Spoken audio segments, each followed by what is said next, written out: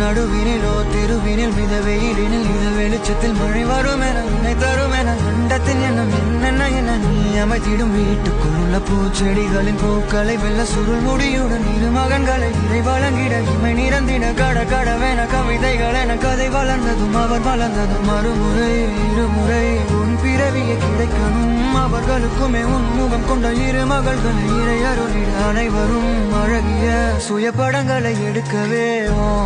பக்கத்துல நான் பாடுக்க வழி சொல்லம்மா ரத்தத்துல பெத்தெடுக்க விதி விடுமா தீமா தீமா